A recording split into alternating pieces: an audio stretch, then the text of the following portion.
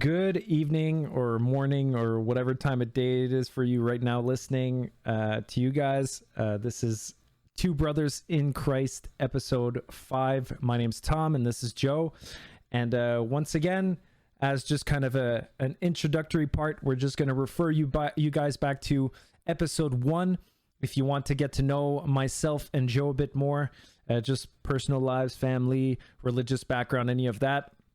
So if you go back to episode 1, you can, the first like 20 minutes or so is about us, and it's about the show as well. So what we're kind of doing with this podcast, the direction we're kind of going with it, more in depth. But for now, we're just going to tell you, we post once a week. So every week we cover a different chapter in the New Testament. We're kind of going chronologically right now. And what we do is we talk about our thoughts, our interpretation to the different verses, as well as a historical and ecclesiastical, as well as a modern analysis of everything we're reading, as well as a little sprinkle of philosophy in there as well. Mm-hmm. And yeah, so Joe, if you just want to give us a little summary of what we're going to be talking about today in Matthew 5, and after that, if you want to get us started with 5:1 as well, you can take us ahead there. Yes, no problem. So on this episode, as we're going to go through chapter 5, and for those who listened to the last episode, where we are now is that Christ, having come back from the desert, fought, beat the devil, he's doing miracles, bringing people, building up his followers. We get to chapter 5. Chapter 5 starting off, and just for people's references, I am using the United States Conference of Catholic Bishops online Bible. I like using it quick and easy. That's what we're going to use together today. And the main subheadings for Matthew 5 are the Sermon on the Mount, where we're introduced to the very famous Beatitudes, followed by the similes of salt and light, teaching about the law, teaching about anger, teaching about adultery, teaching about divorce, teaching about oaths, teaching about retaliation, and probably one of the hardest things ever, love of enemies. So this one is a big one. I think we talked pre-show, we talked about this many times. Like this is, I think we say that about every chapter, but I think this one is truly a little bit special, and I think we'll kind of go and give our points as Tom discussed, and hopefully we'll be able to draw fruit yourself to the listeners. Again, feel free to, after this show, pick up this chapter and read it yourself. I believe your life will be changed dramatically. So, aside from my reference using the Bible here, the online Bible, I also, just for people, if you're very interested, I use a reference called The Golden Chain, the Catena Aurea by St. Thomas Aquinas, where basically he gives the summary of these verses, interpretations, let's say, that were made by church fathers, which I love to use, and it's a good handy reference to have. So, just to kick us off, I'll begin, and in typical fashion, I will read. So I'll read to you 5:1 and to 2. When he saw the crowds, he went up the mountain, and after he had sat down, his disciples came to him. He began to teach them, saying, it's funny, having read this and having just reflect on this, like, again, just for the audience, I'm a cradle Catholic, born and raised Catholic to this day, love the church. When I read that for the first time, I didn't actually realize that it was just, he sort of went up away and brought his disciples, where it became like sort of this intimate teaching, where it's kind of, at this point, he had just sort of done a lot of miracles, and he kind of took them aside. For some reason, I always imagined he was just preaching still to the broad crowd, where no, he's really now focusing on these men, these fishermen that he had picked up back in Matthew 4, and he's sitting with them and beginning to kind of give them sort of the dedicated teachings and instructions, because these were going to be the champions to, keep on the faith after he is gone. And it's interesting. So a quote from St. John Chrysostom on this, it's, he mentions the following: by not choosing his seat in the city and the marketplace, but on a mountain in the desert, he has taught us to do nothing with ostentation, doing nothing really in that word, in a sense, nothing to be bragging, to make a boast, to make a big scene, but to depart from crowds and above all, when we are to be employed in philosophy or in speaking of serious things. So it's just like when it's time for kind of like a serious discussion, going to a place where we can have that serious discussion. Even like me and you, Tom, like I know we're doing it remotely, but like we need our space, we need our time to sit. This is big stuff. And I know we're not necessarily in that same circle, but when it comes time to kind of do these things, I always like to just bring up these sort of human qualities of Christ, even as he kind of begins this. He's like us in many ways too. It's like, okay, time for something serious. Let's go aside here and have this very big discussion. So yeah, just even before we get into the Beatitudes, I'm just kind of really trying to set the scene, and that kind of spoke to me. I'm not sure if Tom, did you have something on 5:1 as well? Yeah. So essentially, I'm kind of just going to paraphrase what you were saying, but just like you said, he didn't choose, the marketplace, or from the quote that you got there, he didn't use the marketplace. He didn't go in a public area, right? He left. He went to an isolated area. He went on top of the mountain, and then his disciples came to him, right? And that's what I found awesome. He didn't need to boast. He didn't need to yell it on the rooftops, as we would say. His disciples essentially came to him out of their own volition. They weren't forced. They didn't have for lack of a better term, a gun to their head. They didn't have those back then, but you know what I mean? And I think it's really cool how they decided to do that. And I think, I don't know. I think experiences definitely may vary, but in my experience, especially, having a lot of Catholics around, Roman Catholics around, and, my wife being a practicing Roman Catholic, like, it was never forced on me. My wife and I got married, right? We got married in the church, but we did, I don't know what it's called in English, but it's like, essentially I signed a paper saying that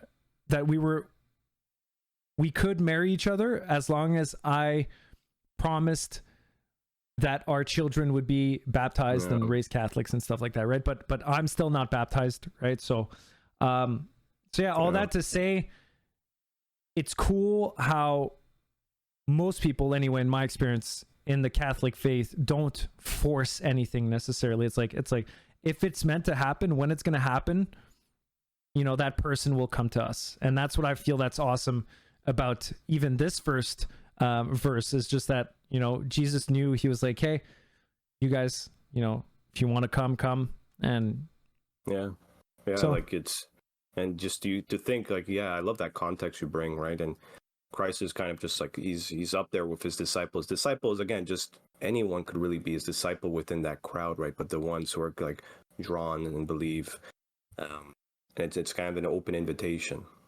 It's the way it should be, because there can be that people will always find reasons to kind of criticize all religion as a whole, but Christianity, right? Like, it's something we shove down your throat or something like that. And there needs to be, maybe one day we can talk about that, like in a separate show. Just really, I think it's a deep discussion around the state and the church, like state and religion. How are these things supposed to coincide, right? Like, they really, within the society, it's like, no, absolutely separated. Well, okay, fine. There's a point to be thought for that, but can a state really kind of keep its hands fully away?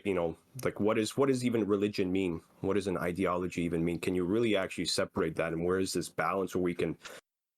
It's interesting. This is kind of. I think you just said it right there. Like, you just hit it on the money there. It's that balance, man. You have to be able to find that balance, and I think that's very important, because there are some radicals for sure. Just that, like, in everywhere, in everything, right? People just take some things out of context, and they just make it like a lot more dramatic and dangerous than it could be, so but like you said, I think balance is definitely important in that sense. And now as we kind of dive into the Beatitudes, for those who are listening, like, what we're going to be talking further down here, briefly, is like, this is the moral code. This is the progression. This is the goal. And kind of, I love the last line in this verse. We'll get to the end of the chapter, but you're going to hear now what we all, me and within my whole life, always trying to aim towards. And for those who are maybe thinking about the faith, like, what is required? What is this Christian man or woman that we're seeking to be? Well, we're going to slowly dive into that with these lovely Beatitudes that the Lord teaches to his disciples. So did you want to kick us off, Tom, or do you have a... Yeah, No, so essentially, I'll kind of talk about what the Beatitudes are, because I was wondering and I was curious and I kind of did some research. So off Wikipedia here, just very broad definition. So the Beatitudes are sayings of Jesus, and in particular 8 blessings recounted by Jesus in the Sermon on the Mount in the Gospel of Matthew, and 4 in the Sermon on the Plain in the Gospel of Luke, followed by 4 woes which mirror the blessings. Each is a proverb-like proclamation without narrative. And essentially what this is, in the gist of it, is the Mosaic Law. So the the is it the 10 Commandments? Is that what it is? Like, thou shalt not kill. So it's essentially that, but concluded, finished, polished, right? And essentially that's what it is. And Jesus kind of comes and he says, like, hey, so you've learned this, but now take this aspect and add it to that, and now it's perfect, right? That's perfect, man. That's great definition there. Yeah. So essentially, so that's what the Beatitudes are. If you were wondering, like me, and you haven't been raised or grown in the faith, and then you were just curious. So I'll start us off here with Matthew 5:3. So I'm going to read it out. Blessed are the poor in spirit, for theirs is the kingdom of heaven. And a little parentheses here is what I want to bring up.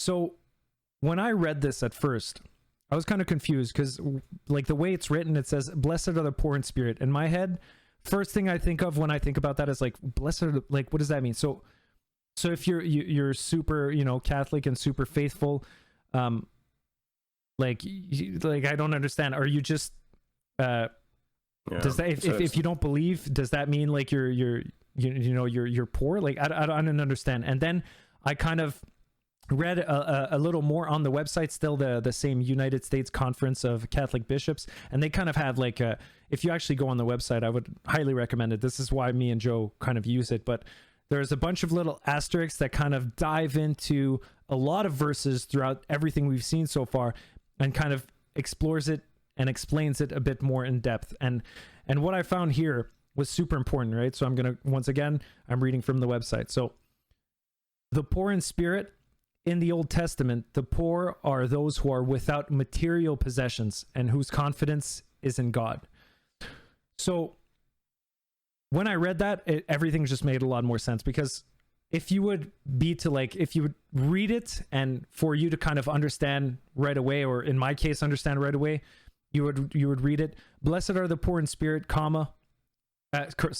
blessed are the poor, in spirit. So there's a kind of divide, there's a separation between the poor and spirit. It doesn't mean, you're not faithful or whatever. It just means if you're poor in material wealth, if you will, and you don't need that, but you're still rich in spirit, then theirs is the kingdom of heaven, right? And I think you had something to say about that. You had a little quote that you mentioned there that I think was really well defining it there. Yeah, and this quote I pulled in another reference I use is just Catholic.com. They have all sorts of references here, so please feel free to look up stuff there. And just a quick little read of what they say here, which is I like, it's very succinct. So in the scriptures, the literal poor are considered especially close to God because of their complete dependence on him. Literally poor, having no material goods.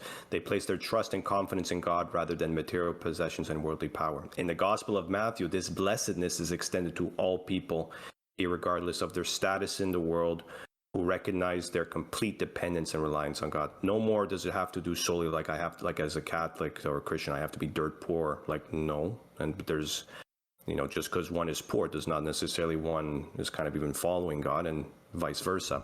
So, and to summarize, to be poor in spirit is to be humble, recognize our sinfulness, and to trust more in God than in things of the world.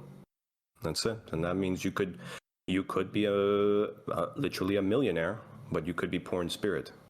But we do know, as Christ says later on, we'll get to that, wealth does causes a stumbling block, but it's by no means this kind of criteria where one needs to be materially poor. So it's a good reminder, kind of like what we're all called for in our state in lives,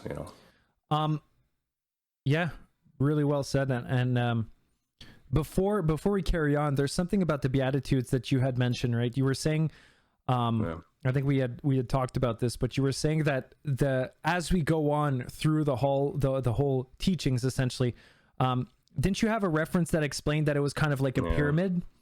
Yeah, like it's so it's kind of like a degrees of holiness. So this comes from Saint Augustine, 4th century major figure within the Catholic Church.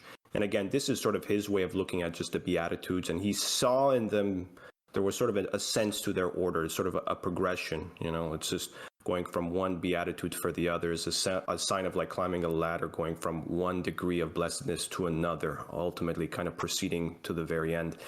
And he would say, so again, these degrees of blessedness which we are ascending.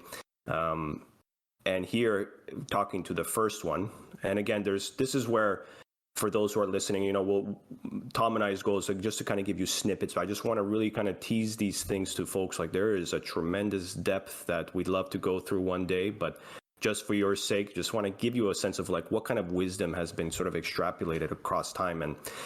And for the first step, especially this one, like poor in spirit, there's ties into this idea of humility sort of being this first step in this poor in spirit, because as we read sort of that definition, right, sort of this dependence, and that does take dependence solely on God and not on oneself, one's abilities, one's power, one's wealth, one's talents, whatever that may be, but to put that aside in humility and kind of begin to kind of put that solely on God. And it's an interesting first step, because as we chatted a few episodes ago kind of on the significance of humility, I think when we were talking about repentance back in I think episode 3 with John the Baptist, repent, for the kingdom of God is at hand, and that power of that repent, that genuine contrition, well, you can only really have that if you have this humility. If you're, and you acknowledge that maybe there is a God, maybe there is, something more than this, and this is kind of maybe the first step to that. This kind of, relying on the Lord. And then we have all these other steps which then come afterwards. So it's quite an interesting, and again, it's in my reference that I shared, the Catena Aurea. If anyone's more interested in that, please feel free to find that reference, and you'll see this wonderful wisdom expanded on. So that's how I kind of think of it. And I think it might be good for others to think of it in that sense too, just kind of like this progression. And you'll kind of see that too with some of the ones that are coming shortly after. Did you have a note on Matthew 5:4, Tom, or I did? Yeah. 5? So yeah, okay, no, so it was 5:4. Yeah. Let's go to the next one. So this one was kind of funny because recently on TikTok, obviously, there's like a whole kind of like algorithm and some social media mumbo jumbo happening there. So like when you the more you like something, the more you kind of see of it, right? And recently I've been seeing a bunch of like stuff about like Templars and just like Christianity and stuff like that. So recently I've been seeing a lot of Bible verses, like cool, for lack of a better term, badass, Bible verses. And and this one's one of the ones I saw, and you wouldn't think kind of like hearing it is like cool or anything, but it's very comforting, and you'll see why. So here's Matthew 5:4.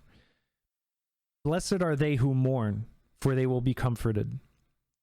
And when you hear that at first, just the kind of not shallow, but just when you see it at face value, just like that, maybe you don't think a lot of it. But if you really think about it, we were talking last episode about loneliness, right? And you were saying, it'd be cool, if we saw a stat on loneliness and how many people are lonely and stuff, right?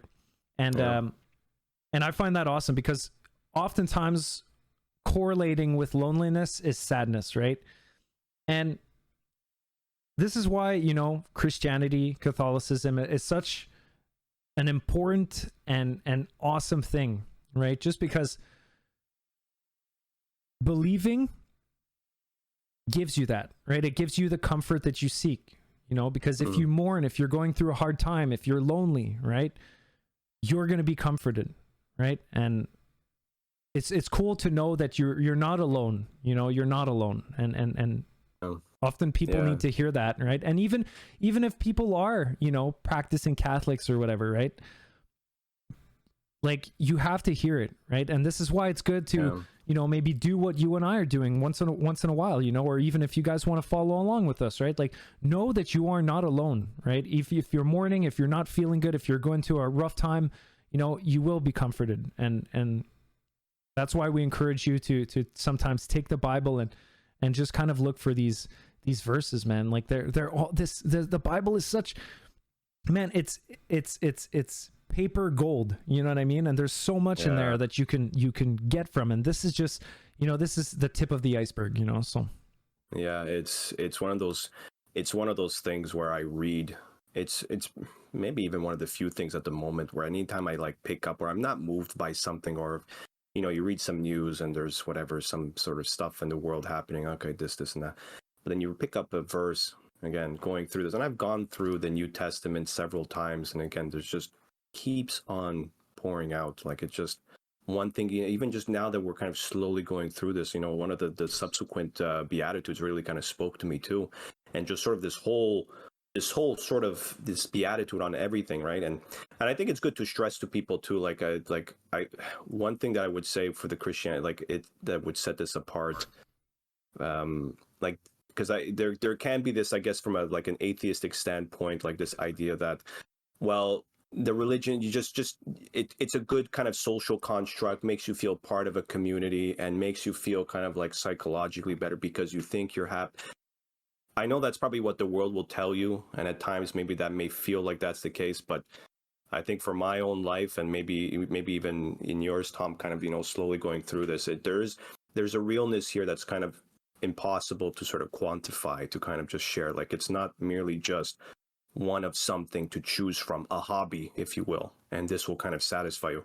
When these Beatitudes are shown, like again, the more that you will be comforted, and even just the idea of justices not being done in this life, they will be resolved. All this kind of, again, one has to proceed by faith in these things, but I think you'll find really kind of that, we'll get to that awesome parable one day in Matthew about finding that treasure in the field. That's a very beautiful, parable in many ways. Like, this is the treasure. So, I mean, for me, that's very exciting. And for anyone listening, and maybe that's hard to believe, we'll just proceed by faith and see where it takes you. Right. So I feel like especially like while we're talking about it, it's just the coincidences are too many. Yeah. No, well, they're too many to just be coincidences and not be providence, right? Divine providence. So I don't know. That's how I feel about it. So yeah, that's good, man. Good. But yeah, while we're still moving on to Matthew 5:5, unless you had something else to add on there. No, that was good.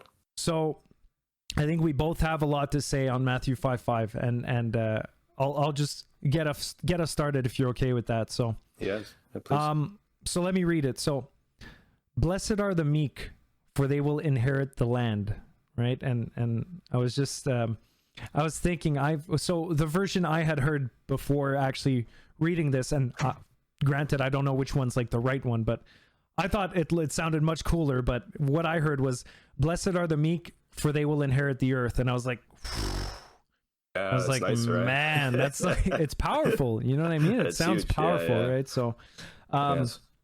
But I wanted to just bring up a point about this, because I think this is one of my top 3 verses for sure, at least in Matthew 5, right? And I've never really thought about it until recently, and I'll tell you why. Okay, so I'm going to kind of progress through my explanation of what I'm talking about. So first, I just want I'm going to take you guys through the definition of meek, right? And this is very surface level. Okay, so meek, if you look up on the Oxford Language Dictionary, okay, on the internet, definition of meek: quiet, gentle, and easily imposed on, and or submissive. Okay, so that's like the definition you get right off the bat. Okay, and you could kind of hear it. It's sort of negative, and it doesn't have like a positive, sound to it. But if you kind of switch that around, and if you kind of look at the positive aspect of being called meek, okay, so when used in a positive way, so this is from dictionary.com. So when used in a positive way, meek describes someone who shows patient restraint And I find that super interesting. And let me kind of conclude here. So I had recently heard, I was listening to Jordan Peterson on the Joe Rogan Experience podcast, and he was talking about this, right? And I don't know if you guys know, but Jordan Peterson kind of really delves into the Bible a lot, right? So this is one of the points he was making. And essentially he said, people who are meek are some of the strongest people. And that goes back to what I was telling you about the patient restraint. And the way he described it is that being meek is essentially if you would have a warrior, right, who's fought battles, has experience, right, and he's trained a lot, blood, sweat, and tears kind of thing, and he knows how to use a sword. Obviously he knows how to use a sword, right? But he keeps it sheathed, and he will do everything in his power not to take out that sword, right? He wants to essentially battle and war and fighting is the last thing he wants to do, and he shows enormous restraint before getting to that point, but he knows how to, right? And he's skilled and he knows how to. And that's what I found awesome, because once again, just like probably anyone else out there, you probably hear the word meek and you think of like a frail old man, but that's not necessarily what it means, right?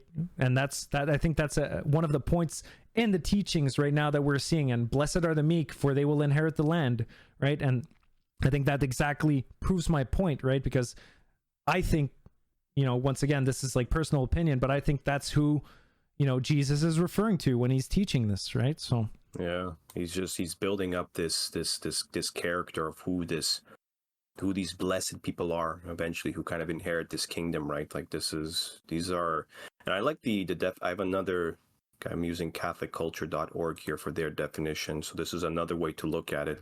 So meekness, the virtue that moderates anger and its disorderly effects. It is a form of temperance, so again, practicing, that controls every inordinate movement of resentment at another person's character or behavior, right? Like it's this, it's a really kind of governing of oneself, just because, yes, someone may be bothering you, someone you may not, agree with in some ways, but still kind of being in control of oneself. I this one stuck out to me too, because I find, like, I speak for myself probably as a, because I'm a father, as mentioned, I have 4 kids.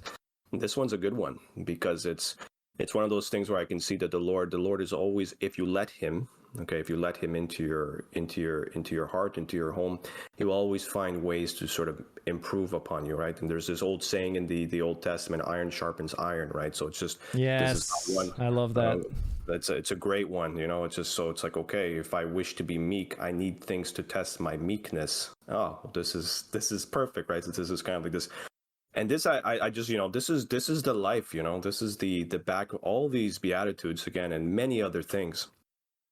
These are some things that are practical, if you are willing to kind of look and see it, like, this is a very important thing that can be looked at. If you wish to be made perfect as your heavenly Father is perfect, which is the last verse, here we go. And people might disagree with that. I really don't care. I feel like my life has been transformed completely by this, and it will be continued to, because this is ultimate, like this verse here, like this is ultimately, being in control and governing of your emotions, your passion. Like that seems like a worthy thing to live for. I think, as anybody would want, especially nowadays, man. Especially nowadays, Especially nowadays, man. So people get controlled. They get sucked in by their emotion, man. Like, most of the time, first initial reaction to anything is emotional, right? Even like, I don't know about you, but even for me sometimes, right? You get angry about something, you get sad about, or even too happy about something, right? Emotional responses are so present nowadays. It's crazy. Yeah, it's just, there's unhinged, right? And there's there's a time and place for it in the right order, but yeah, this kind of insanity of it, where anyone kind of can do anything that they want. It makes, again, you could wonder why the world is kind of such in a rough state. Well, I would think that if more people loved and wished to know more about the Beatitudes, I think the world would be a better place for sure. But it all has to start with us first, So this is how we this is how we change the world, one individual, ourselves at a time. So one chapter at a time, 1 week at a time. That's it, man. That's it. So yeah, so did you have anything else to add on that, or? No. Again, that one just spoke to me, just sort of the importance for myself in my own life. So you'll find some of these Beatitudes, these lessons, are really kind of strike you, and that to me, reading this this time again, really stood out for me personally. So cool. I think you're next there on 5:7 now. 5:7, that's right. So I'll read it out for you guys. Okay, so blessed are the merciful, for they will be shown mercy. Okay. Oof. Yeah, so this one is also pretty big, and here's why. So I don't know if you've ever been in one of these situations, where I don't have any, concrete examples or explicit examples right now, but so just think about it. I don't know if you're in your car right now, or if you're driving, or if you're just hanging out in your living room or whatnot. Okay, but think about a moment, right, in your life recently, or in the past, months or years or whatever, where you've shown kindness or patience to someone, right, or generosity, right, and that in turn came back to you, and instead of showing hostility, right, where that could have came back around once again, well, it benefited both you and the person involved, right? And what I'm essentially, if I would come down to it, it's like, let's say this is like a very, very, very basic example, but let's say you're at the grocery store, right? And someone's kind of, paying their stuff. So here, I have an example actually. So my wife recently, right? We were doing the grocery shopping, and she had her coupons and stuff, right? And we were kind of like, in line, and we had a bunch of stuff, and the people were starting to accumulate behind, me and my wife. And then, like, we were kind of like stressed out. My wife was starting to stress out. She's like, oh my gosh, I can't find any of these coupons or whatever, right? And so this lady that was right behind us, she super patient, right? And I don't know if she was in a rush or not, right? But she was super patient. She was just looking at us. She almost found it cute how we were using like coupons, like an old couple kind of thing, right? I know. But then she said, oh, here's a cool, an app. I don't know if you know about it. It's called Reebee, right? And it's like an app, and it's like all coupons for all stores are kind of gathered up on there, right? And it makes just, doing best prices for stuff like a lot easier, right? And if you want to see it like in the grand scheme of things, right, now my wife is using that, right, to get the best deals and coupons. And now that this lovely lady, told my wife about this app, well, every other person now that's ever behind us at the grocery store is gonna, go by faster now that we know about this trick. And we wouldn't have known about this trick if this woman had been hostile and in a rush and looking at us the wrong way and being like, hey, you're taking long, or you know what I mean? But she decided to be kind, and she decided to show kindness and tell us about this. And now for every other person ever in back of us at a grocery store line, it's gonna go faster. And once again, this is like, this is more kindness, I guess, than mercy, but the gist of it is, what I'm saying is, like, in the grand scheme of things, it's all the same thing. Be merciful, and you're going to be shown mercy. It's just, it goes around, right? Yeah, it's I 100% agree with that. And does that make sense, or? Yeah, 100%. It's so within. It's interesting because there's this, again, just my own view of sort of Catholic interactions, and within the Catholic sphere, within the different groups, let's say, kind of talking about these things. Just this whole concept of justice and mercy. It's an interesting one because it's, I don't know, I suppose in some ways everyone is, I think people are maybe drawn towards certain things naturally, whether it's justice or mercy, because this could even be a male or female thing. This could be different in various ways, but this whole kind of balance between justice and mercy. And that one was even for me, this idea, what is this balance? Like this you can kind of ponder for a long time. And I'll read a few notes here. So this is just a footnote from my reference. Justice and mercy are so united that the one ought to be mingled with the other. Justice without mercy is cruelty. Mercy without justice, profusion. Hence he goes on to from one the other. Another point here So again, they are very intermingled, but it's the way, at least I kind of see it with God, and maybe this is why the merciful sort of shine here a little bit more, because in some ways, I like this note here this is from Saint Hilary. So greatly is God pleased with our feelings of benevolence towards all men that he will bestow his own mercy only on the merciful. Because even just for us, we believe like this whole gift of faith, the idea to even believe, yes, we have that act of will that we say yes to God's free gift, but that free gift comes from him. Like this is technically an act of mercy on his part. He doesn't owe us the eternal kingdom or anything like that. We were the ones, if we read back in Genesis, our original parents, Adam and Eve, they were the ones who committed the first sin. And from there, if you think like you betrayed and sinned against the infinite God, it kind of comes the idea of philosophically, like it comes with an infinite punishment. No one could repay that until Christ came, but no one could repay that punishment. So the fact that he is mercy, like to me, just this whole quality of mercy, like that to me moves me tremendously, because to me that's like this, it just like in just the way you were describing your story there, this kindness, I don't know, just to me it's a spark of just like this real genuine love. The justice part, it is a little bit difficult. We can spend time talking about justice, like what is, but people need to be punished for their sins. Yes. Okay. But we are all sinful, and we need help, because this is very difficult. Like, so there's, but this just, again, I'm very moved by that concept of mercy. And this theme we will see quite a bit. Like, it's almost like the Lord, he always starts with mercy, and if you kind of reject his mercy, which you can freely do, well, justice will follow. Like, it's not like, hey, but you're given a choice kind of thing. That to me is beautiful. I don't know, like it's people just like think like they're God, God's this tyrant or something. Like, well, no, look at who we're reading. These Christ is almost describing in some ways, and ultimately as he concludes, kind of who God is. Like he's merciful, pure in heart, and all these, like, not humble. I guess it doesn't really work in that he is God. It doesn't, but a lot of these qualities, but like he's still humble though. Like you say, he is humble. Yeah. So we were talking about this, like the fact, that he lives an austere lifestyle, right? He's not, he's not acting like a king or anything, and that is humility in itself, I think, right? So it's quite something, and it just, I don't know.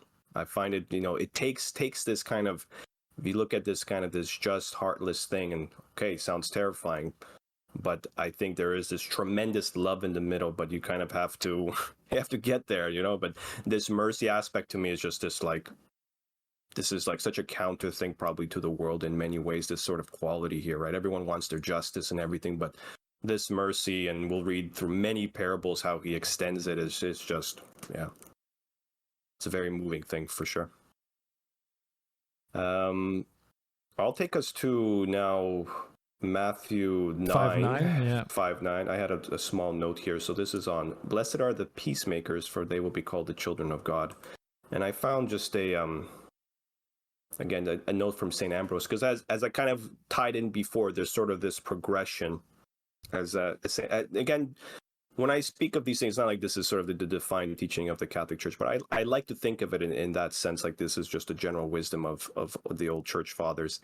It's by no means sort of the way about things, but so now we're sort of further along up this ladder of sort of these degrees of holiness. And just, again, St. Ambrose, he quotes here saying, when you have made your inward parts clean from every spot of evil, again, attachment, all the other things that we were slowly talking about, pure in heart, we didn't read through that one this time, but all these things, that dissensions and contentions may not proceed from your temper, beginning peace within yourself, so that you may extend it to others. Like it's, I don't know, like it's That's the deep. way I kind of, yeah, like it's like the more inwardly transformed you, like it changes the world, man. And I think that's probably why, I don't know, like I often think to myself, this is a hypothetical, like, would I be able to know someone who's like this? If I was like you're saying, like in that experience at the store, I have no idea who this individual is, or even the people you walk by on the street, or people you see at work, and all these things, would I be able to recognize this holiness coming from these people? And in some ways, I would think that maybe there is a little bit to that, not always, But again, just like we read in Matthew 4, right? Like people were just so, you think Christ is manifesting all these things, like him as a person, like he is embodying all of this that he's talking about. He's merciful, he's the peacemaker, pure in heart. He's got the meekness down. Like he's not going to snap like for no reason. It's like, wow. Like, you know, it's just, this is kind of like these things, like, I guess if again, so there was a saying for, just for people, like there's, back in the 1800s, there was a priest called Saint John Vianney. He was a great French priest during, just after the French Revolution, or just around there. And there was this story told about him where I think it was maybe during even an exorcism or something like that. But the idea that I think the demons were worried that even if there were just two of these saints, two Saint John Vianney's in the world, it would like be enough to kind of like topple evil. Like this is more of kind of like traditional thought kind of passed down. It's by no means the teaching, but it just kind of really emphasizes like, and again, he was a very blessed man. He could like see into hearts. Like he had these miraculous gifts, which are far and few in between, but he had these abilities. And just people, when they met him, okay, some of the quotes, I read his biography. It's like you had someone go to confession with him and they'd come back and they kind of related their story to their family members. And one of the quotes was like, oh, I felt like I met God. It's like, what? You know? And so it's just, I don't know. These are some of these things where it's just like, this is Saint John Vianney. He's a very, very good, tough priest. He has a very interesting life. French priest back in the 1800s. But a lot of this nice little summary of him. Many probably quotes attributed to him and what he's done. So it really kind of, you think as we're kind of going down further and further, you're seeing sort of this. Yeah, I don't know. This is maybe more food for thought. Yeah, you know, maybe one day we'll cover a short episode on him. You know. Yeah, that's true. It's true. I think it's worthy for sure, just to kind of get a sense that, like, for folks listening, like, this is the goal and dream of sort of like any Catholic, right? Like we're looking for this. It's a shame that we have bad examples, and those bad examples that do occur within the church, priests, the people in your own life. Do not let that be sort of a barrier to you to come to Christ, because they may change later on, but they are not representing. A lot of people. That's the case for a lot of people. A lot of people, had an opportunity or a chance to, either convert, or they grew up in the faith and something happened and they grew, apart, and or they'd stop them from continuing their journey. And it sucks that, like it makes sense in the sense that like we're human and that's just like a normal reaction, right? But it's such a shame, I think, for like, that's the word. It's just a shame that would happen, Yeah, and I just ask people, your war is not with Christ and God. If you have they're on your side, they're trying to bring you, they're the good in all this, but you will of course meet people who will throw you off, but they are not him necessarily. So yeah, no, I found that kind of interesting. You did now for 510, I think you had something there as well, huh? So I got like a whole 3-in-1 bundle here. So I'm gonna go. Nice. I'm gonna read out. Yeah, I'm gonna read out the kind of the last bits of this part of the chapter, the Beatitudes. So I'm gonna read Matthew 5:10, 5:11, and 5:12. So all together, and then I'll kind of talk about it. So Matthew 5:10. Blessed are they who are persecuted for the sake of righteousness, for theirs is the kingdom of heaven. Blessed are you when they insult you and persecute you and utter every kind of evil against you because of me. Rejoice and be glad, for your reward will be great in heaven. Thus they persecuted the prophets who were before you. I love that, man. I just love that whole 3-in-1 thing. It's just, I just had to put it all together because it's all kind of the same idea, and it's all essentially, right? It's why Christ died, right? Essentially, like you said, for speaking the truth, right? And speaking the truth, yeah. What I wanted to say, once again, kind of the modern perspective, if you will, or philosophical, whatever you want to kind of call it here. So doing the right thing, I think you can agree. I think even most of our listeners can agree. I don't know what the age group is, but I think most people agree that doing the right thing is not always easy, right? In general, that I think is a known fact, right? Sometimes it's very hard to do the right thing, and that's why often you're presented the choice to do the easy thing or the right thing. A lot of people, unfortunately, will choose the easy thing just because it's more convenient, right? But a lot of times the harder thing to do is the right thing. And we just talked about it, right? Like if being merciful, right? And not showing any anger or any, contempt or resentment or whatever you want to call it, right? So that's hard, right? If someone insults you and the first thing you want to do, emotional reaction, insult them back, right?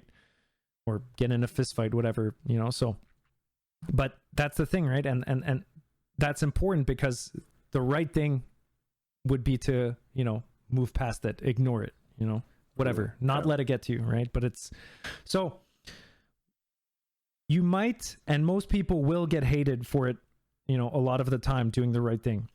And, Christ died for sharing the truth.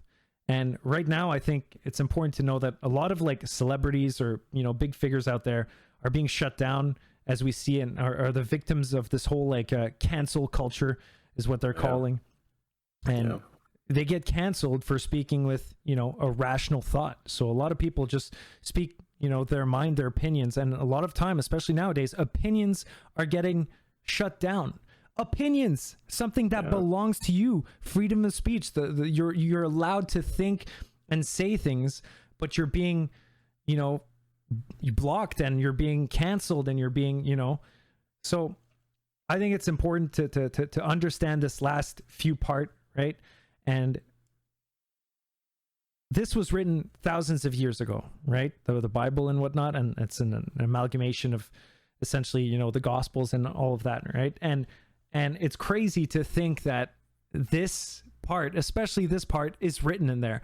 It's almost as if, he saw that this would happen and that, it keeps happening, right? History kind of, rhymes in a sense. And this is crazy because what I'm reading now is essentially a lot of what I'm seeing in real life, in everyday life. People are getting persecuted for, speaking true words, for speaking facts, for speaking their opinions. And this in Christianity, if you want, that's even crazier, because if you think in a Christian or Catholic context, right?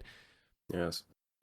As soon as you tell someone you're Catholic, already you start below another person that just, either is has no religious beliefs, and I see it especially because I have friends, right? That not in my case, but like I have friends that I know for a fact that if you tell them, you're Christian, you're already going to be a lesser human being to them. And that blows my mind, man. It's just like, what? How could you have such prejudice, man? It's I don't know. But yeah, so that's arguably with that same point, you could say no to some people without even telling them that you're necessarily Christian or anything like that. You could be a well-educated, a good person. You could be best friends, right? And then suddenly, when this wedge is introduced, whatever, let's say, what, like it's in some ways too. Like, I mean, I was like that with some people. I never really pushed my Christianity onto people, but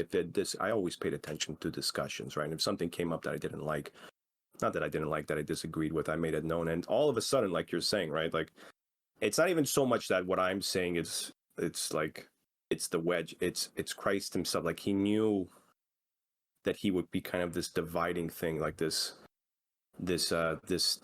truth that pierces the darkness. And the world does not like that. And right now, it's good that you mentioned that, the whole culture thing. It's kind of in some ways where it's been going on for so long. It's kind of interesting to watch it. Just like, I guess everyone's kind of just eating themselves in some ways and canceling them. People are making, YouTube cancels me, I'm going to go on Rumble, I'm going to go here. But then you kind of just, I think the world is kind of losing it a little bit in that sense. And well, who knows, maybe in that sense, maybe the ground will be more fertile for people to accept. And just like you see this madness of all this is. But yeah, anyways, anytime you do bring up that, just the whole Christianity, it's like, what? Jeez. Even though these people could be close to you or you've known them for so long, well, really in the end, I guess you weren't really close, because the friendship was based on whatever. It's, we hanging out at a bar or something or whatever. We have some similar hobbies. But this thing, it's amazing at just how much it just really cuts through And well, in some ways, this is where, when we talk eventually about, the separation of the wheat from the grass, the burning of the, I think even John the Baptist was sort of, the threshing floor, as John the Baptist was talking about, right? Like this idea that the chaff will be separated from the grain. All these things, all these enemies of Christ will be revealed. And so will his friends too. All these people who we didn't know were on his side in the background there as well. And hopefully we'll be there as well. But yeah, that's this is probably a big one too. One movie that I recommend for you, Tom, and for others too, that I'm not sure if you've seen. I just recommend it. It's A Man for All Seasons. It's an older film, 1960s, but oof, I know, but oh, dude, it is so good. I just it's even my wife said the same sort of reaction. Like, oof, like sit down, let's enjoy this. It's about St. Thomas More. Okay, this was a very interesting time in the church. King Henry VIII, very famous king of England, wanted to divorce. This began during the time of the Protestant Reformation. So this was a chaotic time. The 1500s were by far one of the most chaotic times in Christianity, with the Protestant Reformation, eventually with the Anglicans forming as well. This man, I'm reading this last thing, and again, based on the movie, and it is based on his life too, in various ways. But in the end, he disagreed with the king, and he was killed for it because he would not yield to kind of saying a sinful thing or agreeing with like a sinful oath, and that's what it may take. That's far and few in between probably, but there may be a time for that. It's a very moving tale about sort of that endurance that he had to endure for that, and eventually he had to do it, and he had the courage to do it. But as look at the next line, man. Rejoice and be glad, for your reward will be great in heaven. That's right. Easier said than done, but it's great. The Lord is, he's giving us this motivation. It's even like anything, right? Like you work out or something, like, yes, it's hard, but your reward will be great, or you learn something new, yes, we know this in our day-to-day lives, and we put our mind and effort to something good fruit will bear, Same thing with this. The faith is kind of this ultimate good that we could have. So that's well said. That's really well said. Yeah. Seek it all, folks. All right. Beatitudes. That was great. Yeah. Oh, yeah. But it continues on. Here we go. The similes of salt and light, right? Yeah, similarly that. And I just had a small one here for Matthew 5:13, so I'll just read that out for folks. So Matthew 5:13, you are the salt of the earth, but if salt loses its taste, what can it be seasoned? It is no longer good for anything but to be thrown out and trampled underfoot. It's interesting. So Saint Jerome had a very simple line here, where he kind of basically says, he just says one line: by the apostles, the whole human race is seasoned. And it's interesting. I reflected on this line because around St. Augustine's time. So this is about 300 years or so after the death of Christ. Even at that point, and when the church was flourishing, I think by that point Christianity was made legal by Emperor Constantine, or around there. It has to be around that time. Christianity, even before that, all the deaths that the Christians had to endure, especially while they were being persecuted in Rome. Christianity was illegal in Rome for many centuries. It's amazing.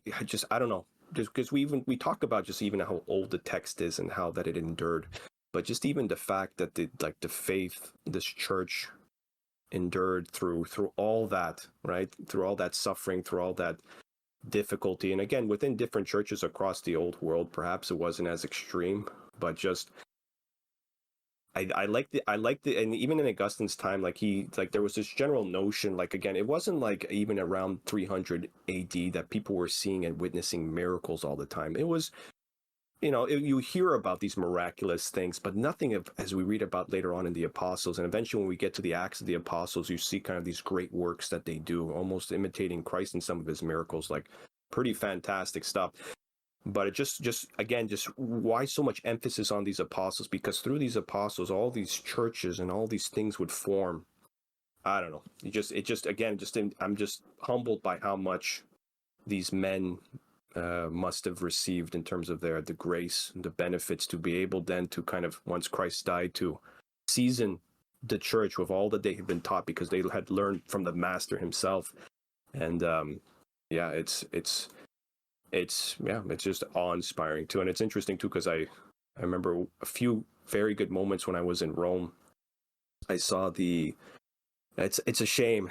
We need to go to Rome, Tom. I think that's where that's like our spiritual, probably like home, mother home or something, right? I think it's I think we both like Italy in that sense. But Rome, and I know you've been to Rome, right? I have, yeah. You've been to Rome, but like, so I went to a cathedral I can't remember the name of the cathedral, but in the crypt of that cathedral, you had the bodies of Saint James and Saint Philip, the apostles. Their bodies are there, the apostles. And that's nuts. That is nuts, dude. Yeah. Do you know what's more nuts is that it was completely empty. There was nobody there. It was just, I was just stumbling through the streets of Rome getting to class, and I stumbled upon this church. I went to the basement. I'm like, oh my gosh, like their bodies are there, their bones. It just mind blowing. And then even being able to go to the Vatican to see the bones of Saint Peter. Again, I know there's it's just, yeah, you again, it's just, you feel this strength. Not always, it's not like this, like, like a magnetic field or anything like that, but there's just this kind of like, wow, like these were the starters of all this, of course. These were the ones, man. These were the ones. These were the ones, and that salt is kind of still there. I think it's kind of in their bones a little bit. I think it'll always be there. And of course, they're doing their work, praying for us in heaven, so that we may be able to continue this. But yeah, it's that they were made very salty in a good way, not the bad salty. So you've just brought up a question. I know this is gonna lengthen the episode a bit here, but so when you say, we ask them to pray for us, why is it that, and we don't pray to them or whatever, right? Like what's just for the listeners here, what's kind of the difference there? Yeah, that's a big one, because so just so people are aware, there is a big contention, and I would say it's probably a big misunderstanding. For Catholics are grilled heavily and heavily misunderstood about like saints and what they mean in our life, especially the Blessed Mother. People outside of the Catholic sphere probably hate the Blessed Mother more than anything. In some ways, that's sort of the language. Those might be extreme, so I'm not going to say that's everybody, but just the idea that you ask, Saint Peter or Saint Joseph to pray for you. Why would you do that? Why wouldn't you? Or to pray to statues, or anything like this. There's this idea that we pray to statues. The idea here is it has nothing to do with that. The idea is that we ask for their intercession. You kind of ask, like the concept is fairly simple. Like you ask, even when you're not doing well, or there's trouble in your life or trouble in my life, what do people typically do? And this is maybe typical what we do within like Christian sphere. Hey, can you pray for me? I need some help with this, going through a rough time. I really need help kind of going through this, where you're kind of just looking for help, more spiritual help and support to be able to get through these things. Same thing even with the saint, and that's kind of what we see them as, just intercessors who are basically there with Christ. And it's kind of like this so almost like middlemen, saint middlemen, essentially. And they're right there. Like, so you could ask me to pray for something, but like, okay, why not Saint Joseph? Like, they're right there. Who has performed miracles themselves, right? Because that's how you get to sanctity, right? Or sanctity. I don't know how to say it, but like sanctity. Yeah, exactly. Yeah, but people have to ask you, to pray for them, and then miracles have to happen. And that's, I think, then there's like investigations that go on from like the archbishops or whatever, and then eventually you get, after you do enough of these miracles, you get canonized, right? So, and this goes back to, we talked about this. Was it episode 1, just about hierarchy, right? Yeah.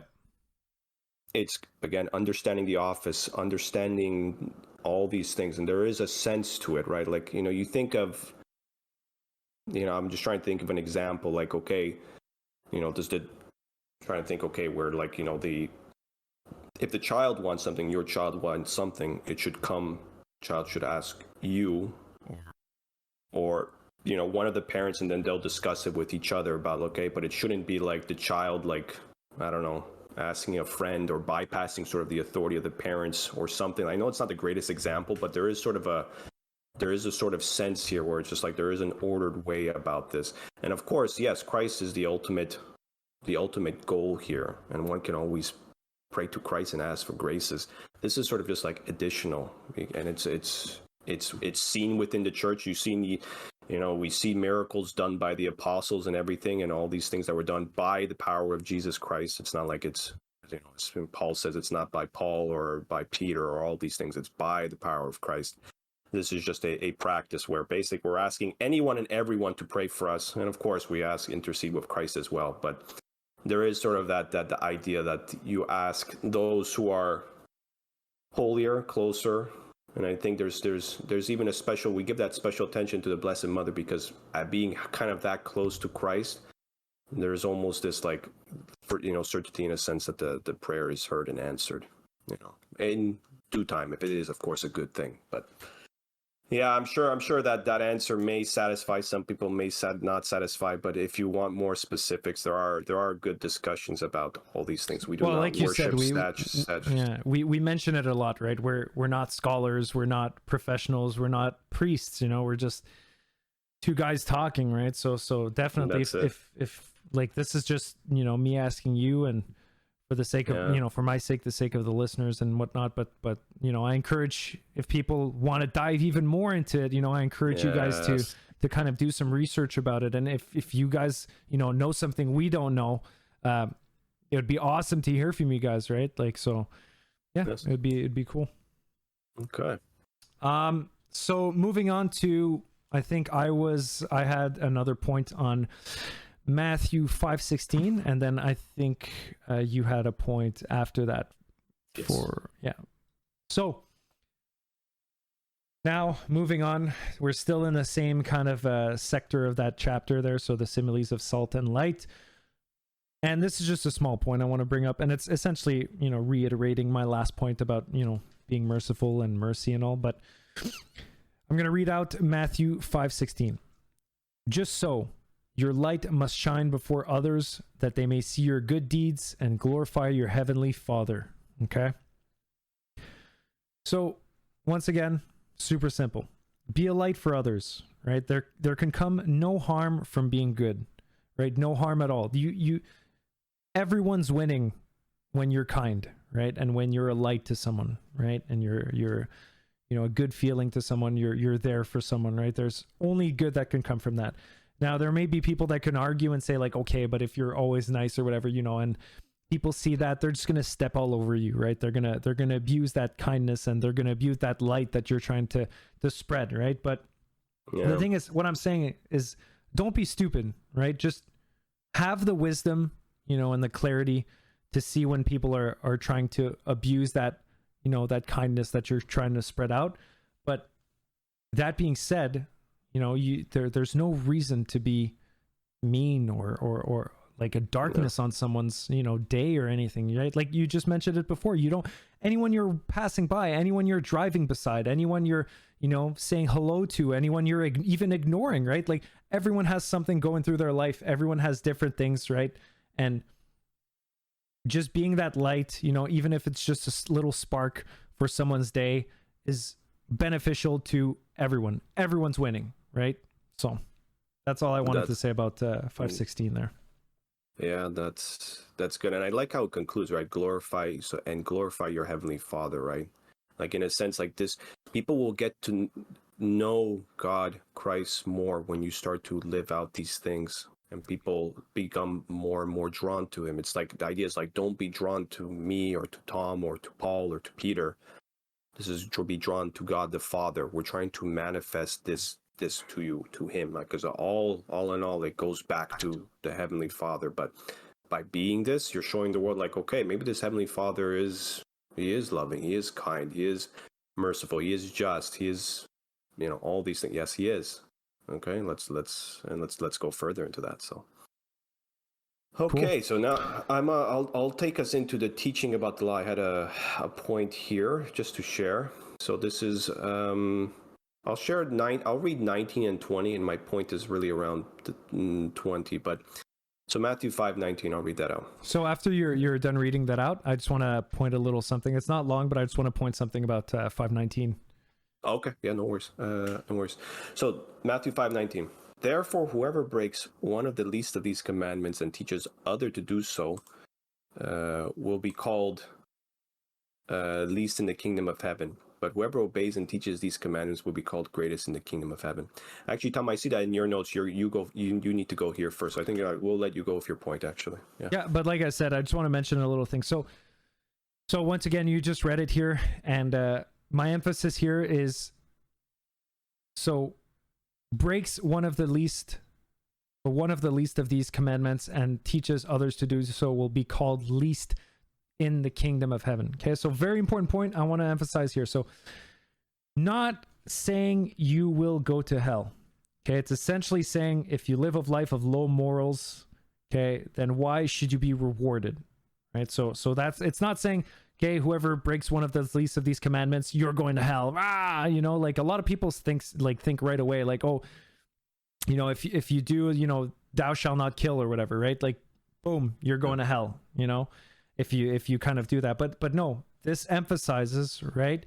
You'll be called least to the kingdom of heaven. And that example there, thou shalt not kill. We're actually in the next part of this chapter. We're going to dive into it a bit more, but it's just to say, what I want you guys to register is that, you're not going to hell right away, right? Obviously, Jesus is there to judge the living and the dead, right? But the example I want to give you is if your child, okay, so to the parents around here, right, that are listening, or even if you have a profession that has children, or any other person, if you're a person of authority towards someone, right? If that person, or in this case, if the child disobeys, do you reward them? Right? You want them to listen to you, that you want them to do what you ask of them, right? If they don't do that, or if they talk back, or they just giving you attitude, do you reward that behavior? Do you want to reward that behavior?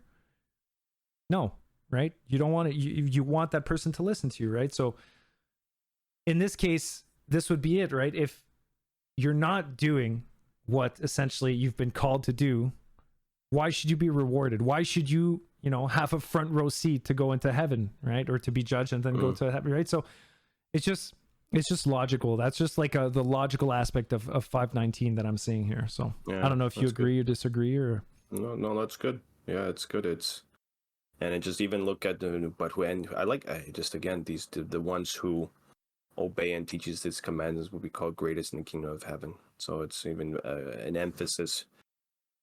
Well, it's even just I'm thinking as a father for myself too, just having to not only obey to what's being given to me, but then also translate that to my kids. And again, how this applies to whether this is like teaching within the church, but even the household is in some ways it is a small part of the church. Everyone's household, even an individual, is a member of the body of Christ household too, right? So it's obey, teach. Greatest in the kingdom of heaven. It's a very beautiful thing. So I think I'll read out 20 now, and I had just a small point on that just to kind of continue that thought. So Matthew 5:20, I tell you, unless your righteousness surpasses that of the scribes and Pharisees, you will not enter into the kingdom of heaven. And the point here I got was from Augustine.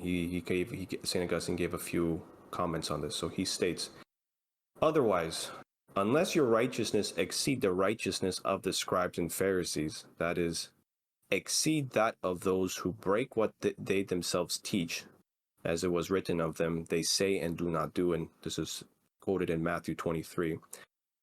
So therefore, unless your righteousness exceed in this way, that you do what you teach, you shall not enter into the kingdom of heaven. I like the note there, in a sense that is sort of a big thing for us. We need to do what we teach, and that every Christian, every Catholic will kind of see that in a different sense, and kind of lead by example kind of thing is what you're saying. Yeah. And it's a true example, right? This is where, even for me, like, it's there's been a few times, and this drives me crazy, where you see I'm trying to think of the name of the order. So there was an order formed by a priest. They were called the Legionnaires of Christ. I'm sure some of the listeners may be familiar with the Legionnaires of Christ.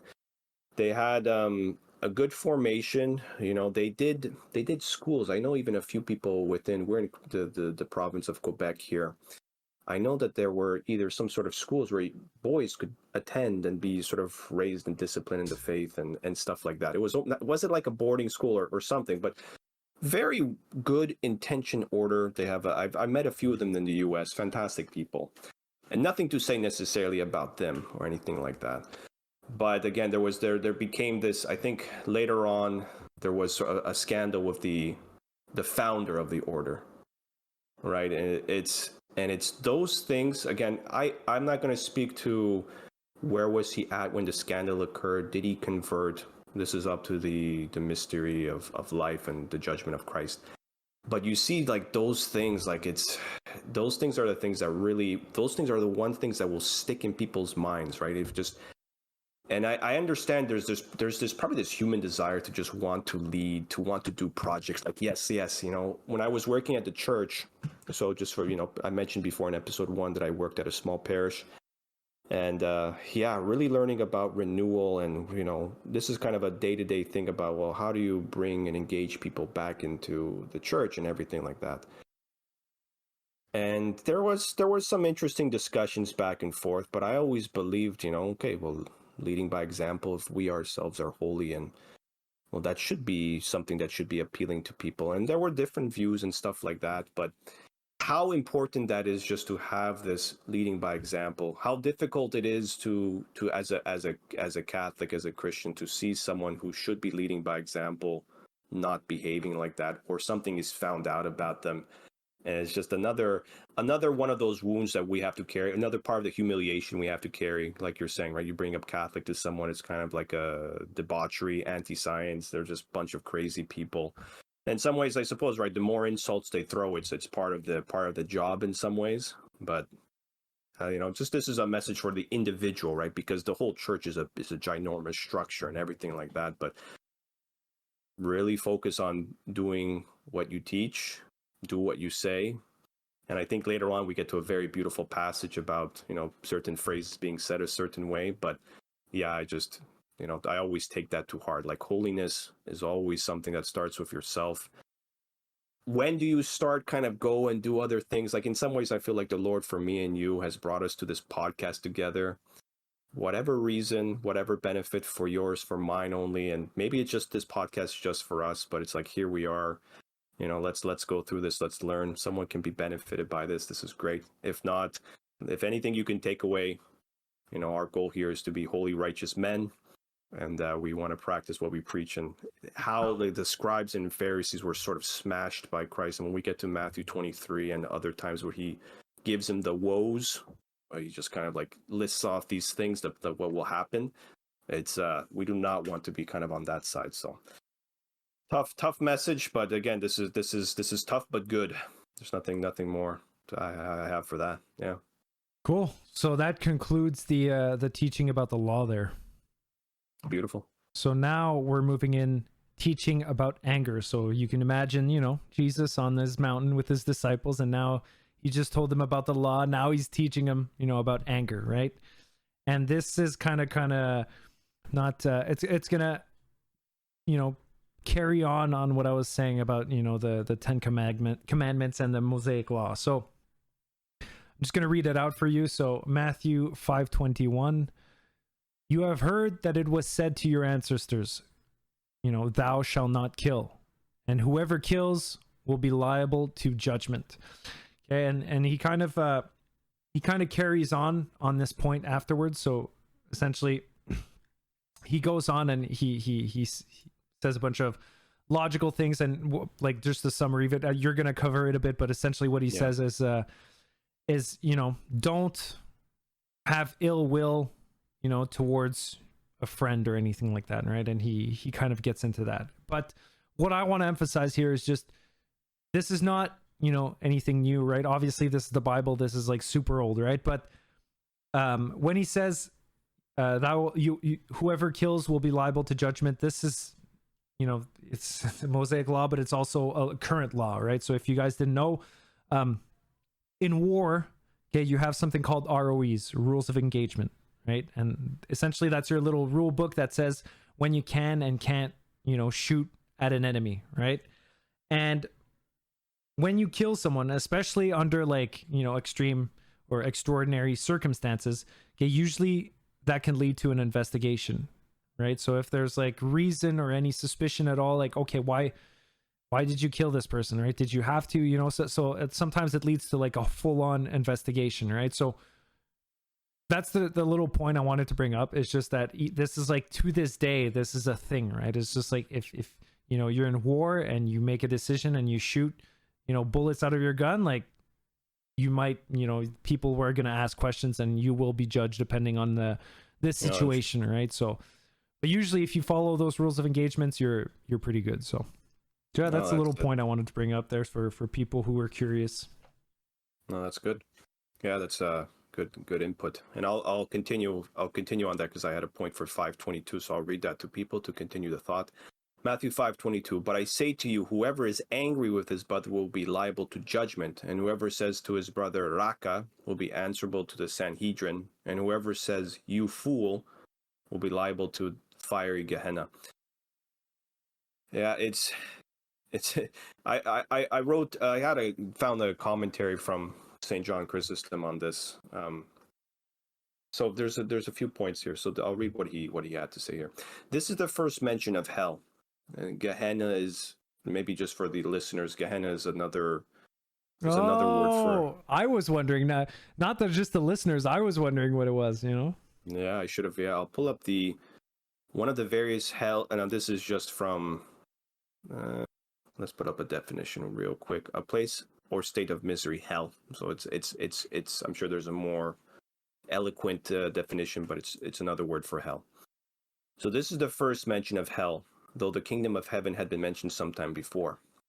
Many thinking this punishment is too severe for a mere word. You think like hell for calling someone you fool. It kind of even goes back to a little bit when we were chatting, like one sin, it's it, hell. Say that, and a lot of people, then he kind of says that a lot of people almost think that this is sort of said figuratively. But he continues, but I fear that if we thus cheat ourselves with words here, we shall suffer punishment indeed there. Think not, I'm sorry, the English is Old English, so I'm trying to kind of make it smoother. Think not then that this too heavy a punishment, when so many sufferings and sins have their beginning in a word. A little word has often begotten a murder and overturned whole cities. And I like the way he looks at it, right? Because you can kind of begin to kind of shake and get a sense that if I say this one thing, it's not forgivable. Well, yes, it is forgivable. We do believe it's forgiven. But it's just the idea that any of these sins kind of can lead to such harm and devastation. It's again, the temptation is always there to kind of go and commit these atrocities, but it's always kind of like on our part to stop them right before they progress. Don't even say the word. Don't even think the thought in some ways. Don't, especially as it relates to, temptation. There's this idea, many saints have written about this within the Catholic Church, sort of the, progression of how temptation works. And eventually when one yields to it, right? There's the temptation that occurs, which, just so people are aware, the idea of temptation, where it's like a lustful thought, thinking cruelly of someone or whatever else kind of comes into thinking of how to steal, or no, actually those are different. Temptation, yeah, because those are actually like planned out. You're already in the process of, maybe someone bothers you or something like that, and a thought comes, maybe I should do something. That temptation can happen to many people for a variety of reasons. In and of itself is not sinful, but what happens is it's kind of, when you start to dwell on that thought, when you start to delight in the thought. I think lust is the easiest one to kind of think about. I'm sure there's other types of examples. And we're going to read later on, lust in one heart is even like a form of adultery, where it's kind of like once you kind of begin to delight in the sin already, kind of the sin is kind of on its way. Here, it's just like, in some ways too, like just to almost prevent ourselves from even doing any harm to our brother or to do anything. Stop right at the beginning. Don't even begin to entertain or try to find some way to reason with this, Tim. Well, he is a fool because he did this. Just stop, because from these things, many worse things can grow from that. And that's a very difficult discipline, right? It's very easy to want to do the hard thing, to be angry, to say these things. What makes me think of? What? The whole Star Wars thing. Hate Oh God. leads to anger. Anger leads to rage. Rage leads to suffering, you know, and it's just like it's almost, but it almost does sound like that, you know. There you go. So there's probably a little bit of there's some wisdom there, right? But yeah.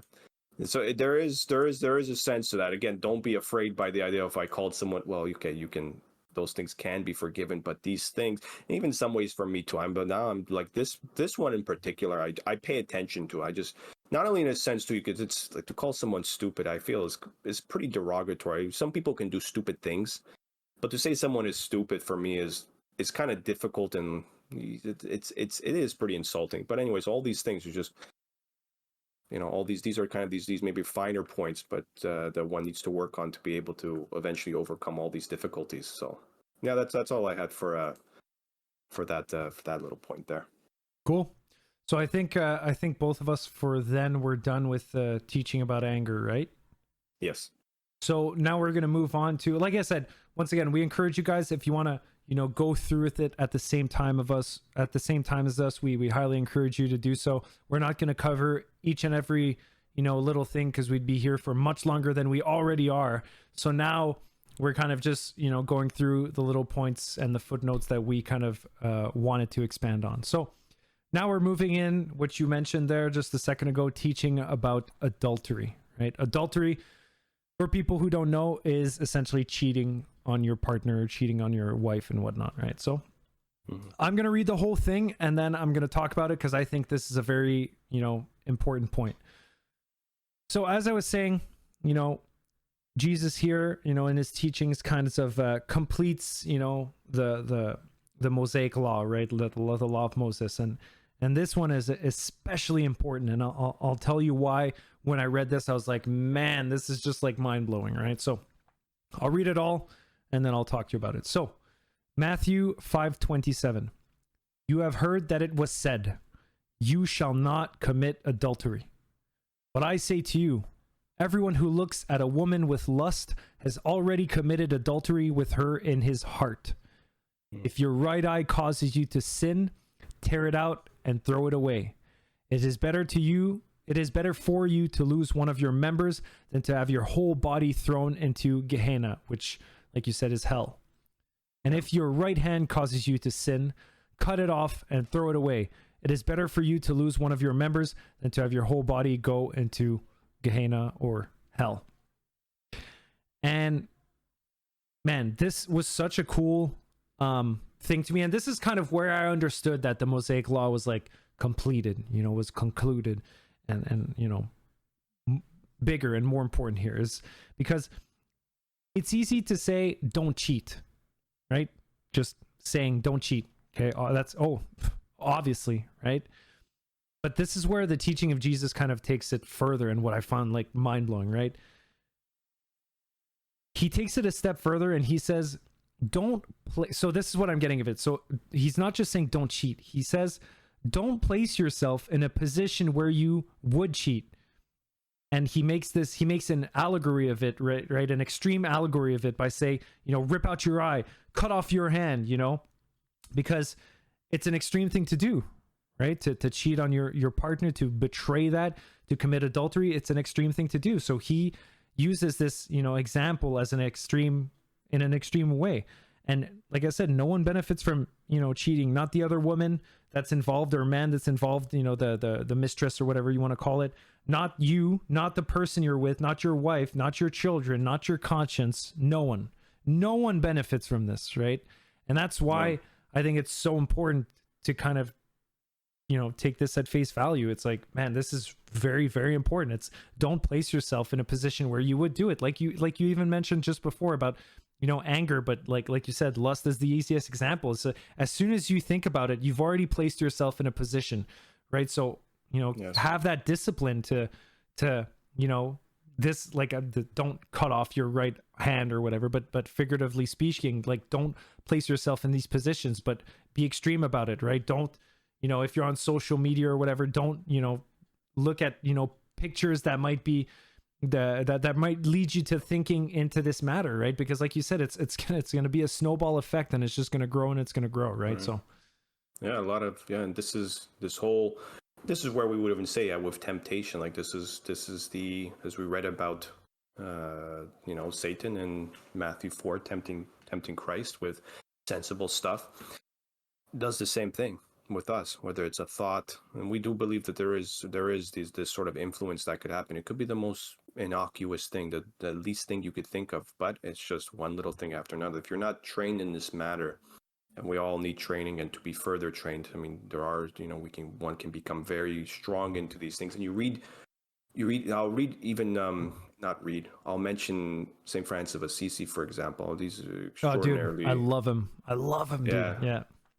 Extraordinary saint, even there were instances written about him whenever he had, like if he was like overwhelmed by a temptation. I can't remember the situation where he was, and most likely I think it was related to like impure thoughts, which again has nothing to do on his character as a saint. Like these are these things that we all have to deal with, right? It's just like the air you tempt. Okay, I have a fight to deal with. He would throw himself into the snow, just to be able to kind of, distract, with the pain in some ways, to be able to distract himself from the thought of it. That's not necessarily required for anyone, but in some ways too, some of these things, if one really pays attention, some of these temptations really come and really want to destroy you, right? And really, like, it feels like, all of hell is kind of pounding on you to be able to yield to these things. And yeah, sometimes you can go to an extreme just to distract yourself from that until it passes.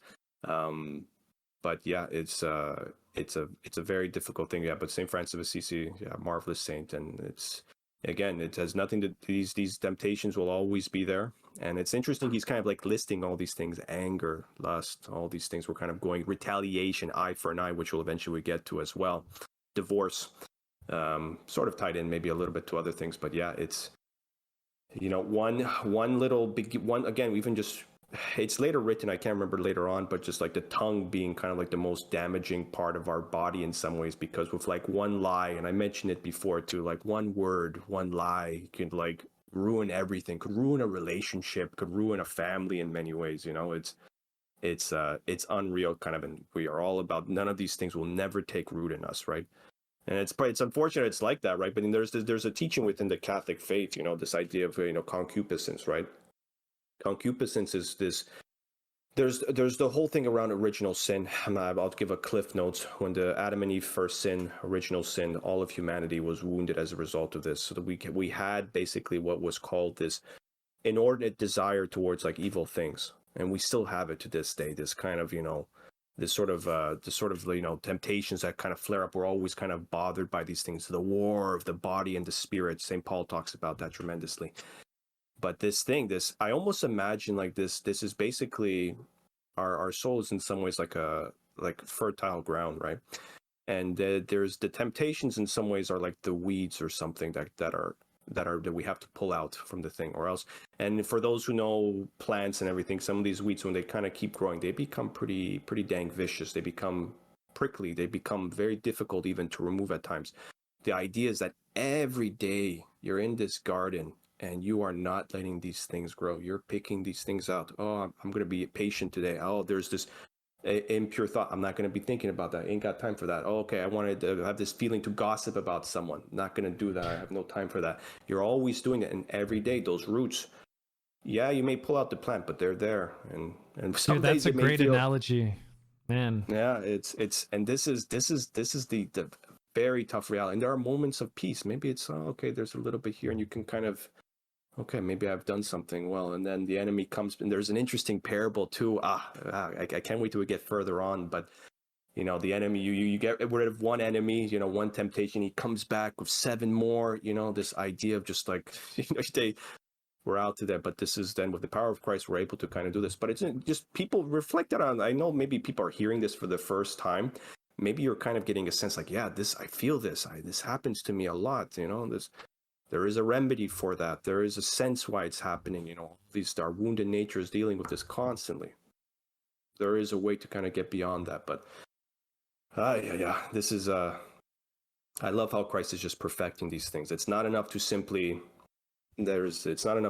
like, I can flirt with it in my heart and in my thoughts. Like, none of that. That has no place in the kingdom of God. That doesn't belong there whatsoever. That is not like God. So do not do that. So. Mm. Yeah. I had something brief for Matthew 31.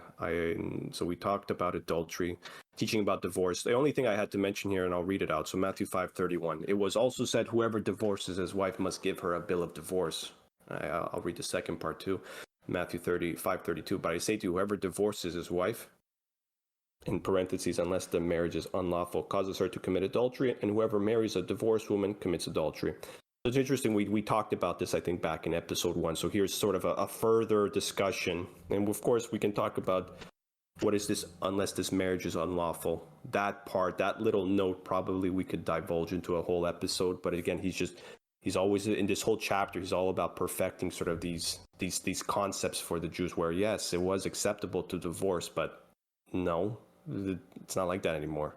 And it's like, whoa. So it's a lot of like heavy truth bombs here. Like I'm just imagining to like a Jewish listener, like, holy moly, like this is pretty radical stuff. But I guess this is what the apostles were learning and what they had to learn and what they would have to teach. It was the time for all this truth to be fulfilled. So yeah, so that's all I had. That's what I had there. Yeah.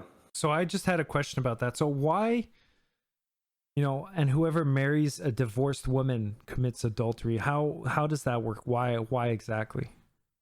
It's also, I guess, the punishment for the man, I guess. Well, I guess he I guess marriage is okay, but in that case, like that woman is still bound to another man they are one flesh, right? So if he marries a woman who's still married, then he kind of commits adultery. In this case, assuming he actually knows, like if he knows like this is a married woman, this is where the marriage is technically, like he knows the conditions, like there's no condition for him to do this. This is considered adultery. I think that's kind of where it is. So the man also falls into kind of that case. Who divorces his wife, causes her to commit adultery, and whoever marries a divorced woman, and whoever marries a divorced woman, I misread that, divorced woman commits adultery. In the same way, just like, this idea that just in our sphere, someone who is in our sphere, within the Catholic Church, within Christianity, what Christ is kind of evolving out here, what it's all kind of coming down to, the divorced woman is still married, unless there was, just because she's separated. Wait, so divorce doesn't unmarry you? Sorry, this is like news to me. Legally, yes, like legalistically, but the whole thing is marriage is forever kind of thing. Yeah, within the Catholic, right? And then we did talk about there is this process called annulment within the Catholic sense, where this is where the marriage was unlawful to begin with, and then there are various criteria, reasons, and why the marriage might not be valid. But see, that's interesting. I didn't know that. So someone who's the fact that someone's who's divorced, in legal terms, is not paper, married, but spiritually they're still married. That's wow. I didn't know that. That's crazy. That's wow. Yeah, I'd have to think about it. Like, okay, what does this mean for people who are, were they married just to like a civil marriage, and I'm sure there's some nuances with that, where even if the marriage is still valid, like, it's a marriage is valid. What makes it valid? I guess it's an oath taken, but there probably is some nuances here, because I don't want to scare anyone off. Maybe who's listening, it's like, hey, I'm divorced. I'm not Catholic, but I married this. What's my situation? Again, all these particulars. But we don't have all the answers either, no, right? Like we're just wondering right now. Yeah. But just as a general thing, like, like a practicing Catholic. I mean, someone who is had a valid marriage in a Catholic church. Yeah, if they divorce and begin to marry other people, like you're still married to the other person. So you're committing adultery in this case. Okay. Yeah, that's interesting. I'd like to I think I'll write a little asterisk here, because this is a question I'd like to ask, like a priest or a bishop or archbishop or something, I think that would be an important question to see what their kind of point of view on it is, Yeah. Or the process or whatever. Yeah, the process for that, yeah. So did you have anything else to add about not to divorce itself? No. Okay, so that ends that little snippet there. Other than that, I think I had a point on so now we're moving into teaching about oaths And after that, I think you had a point. Like, you didn't have a point in here, right? In this one? No, nope. Okay, so once again, this is a little excerpts here. So this is like the verse, Matthew 5:37. So essentially, what, just to give you a little brief, like when he's talking about oaths, he's saying, he's just saying, don't swear, don't make promises. You know, when you say like, oh, I swear I'm gonna do it. You know, so this is what he's talking about. And so what I'm referring to is Matthew 5:37. So let your yes mean yes, and your no mean no. Anything more is from the evil one, right? And you hear that and you're like, man, okay, well, like, what's deep in that, you know? But it's actually more, you know, profound than you think. And here's the reason. So I'm going to read off the asterisks from our website here. So what he says is, what they say here is, oath taking presupposes a sinful weakness of the human race, namely the tendency to lie. Jesus demands of his disciple a truthfulness, and that makes oaths unnecessary. So that goes back to what you were saying about lying and the tendency to lie. And us as humans, we're so quick to lie, you know, quite often. And that's why I find important, right? Because let your yes mean yes, let your no mean no. No mean no. So very simple, you know, mean what you say, mean your words, have intent behind your words, right? If you don't fully mean something, it's because you're doubting, right? And doubting, you know, if you're doubting and you're saying yes to something, it means you're kind of in a way lying, right? Because you're not sure of yourself, right? You're not sure of what you're talking about. So your yes doesn't mean yes, or your no doesn't really mean no. And it's okay to doubt, right? I'm not saying it's not okay to doubt yourself, but say it. You know, say that you're doubting yourself. You know, don't say yes, don't say no. Say you're unsure, right? Don't hide behind an unsure answer and lie, because that's going to bring up what we're just talking about, right? And that's kind of the evil one playing, kind of you know, putting his doubt in you. And that, and that's why you have to, you know, just mean what you say, and that's it. So, yeah. And I think that point, continuing on and now about teaching about retaliation, same exact thing. I think now it's interesting that more we talk about it, we're seeing sort of this, what Christ is sort of getting out with why these specific headings. It's quite interesting why he chose these ones, but I'm sure there's a reason why these ones and many other topics. But so I'll read Matthew 5:38 first, and Matthew 5:39. You have heard that it was said, an eye for an eye and a tooth for a tooth. But I say to you, offer no resistance to one who is evil. When someone strikes you on your right cheek, turn the other one to him as well. And I had just a small note here from Augustine. So he writes, this law, eye for an eye, tooth for a tooth, was enacted to repress the flames of mutual hate and to be a check on their undisciplined spirits. So again, if you think about the sort of the way now we're kind of maybe talking a bit about the old law, you know, the Mosaic Law and everything like that, which, as Christ makes it very clear throughout his entire thing, he's fulfilling. All these things are fulfilled. It's not like as Catholics we abandon this idea, thou shalt not murder. You know, we of course accept that, but there's a further degree to what that's been enhanced to, you know, just so you understand. And this in some ways, the whole concept of, even when we're talking about divorce, right? Like this idea that divorce before was permitted by Moses because of their hardened hearts. But now that time is finished. Now I am here to perfect sort of what that understanding is. And here we are.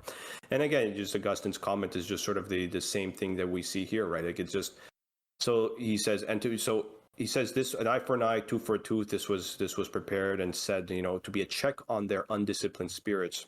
And he continues, for who, when he would take revenge, was ever content to return just so much harm as he had received? Do we not see men who have suffered some trifling hurt straightway plot murder, thirst for blood, and hardly find evil enough that they can do to their enemies for the satisfying of their rage?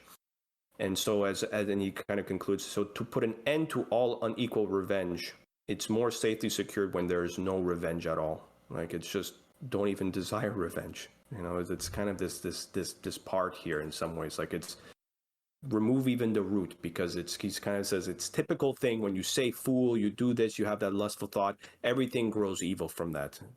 It's not even so much about suppressing it. Like, these desires are this disorder because they never really lead to anything. And as like he says, this is just checks and balances that were done in the old law to be able to kind of keep undisciplined, unstable people in check.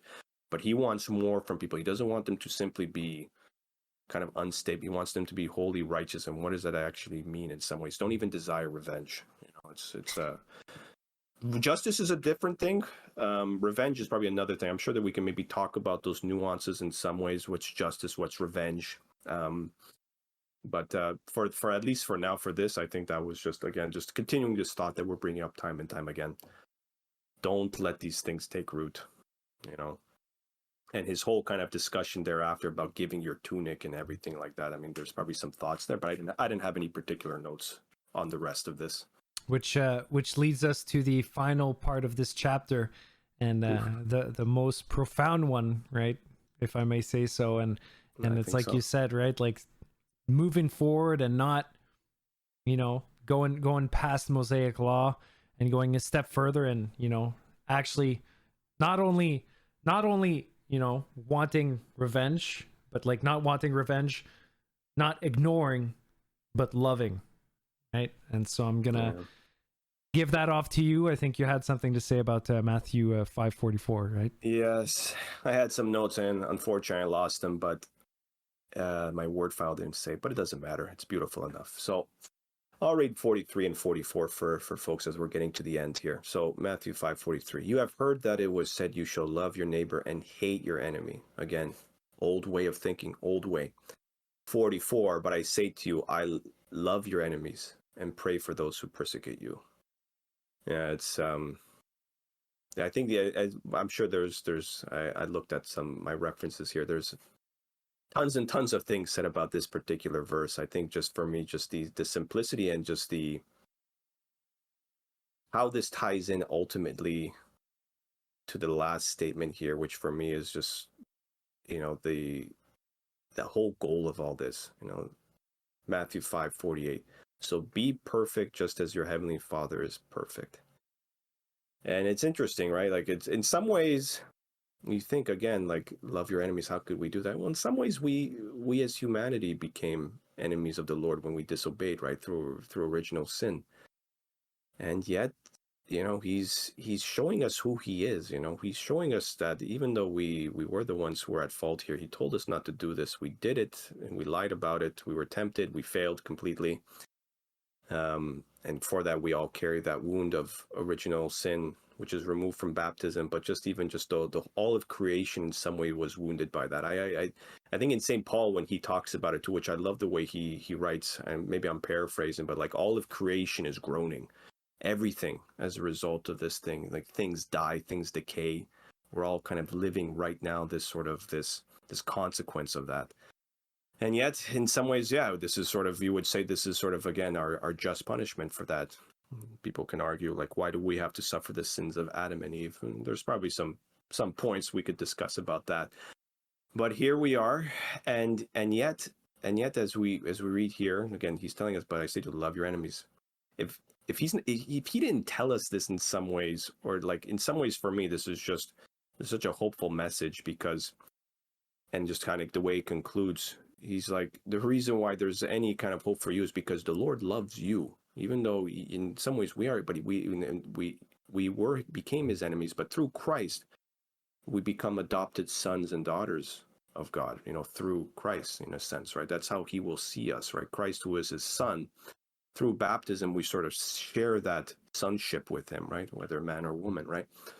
And from there, we kind of are brought back into the fold from which we were expelled from.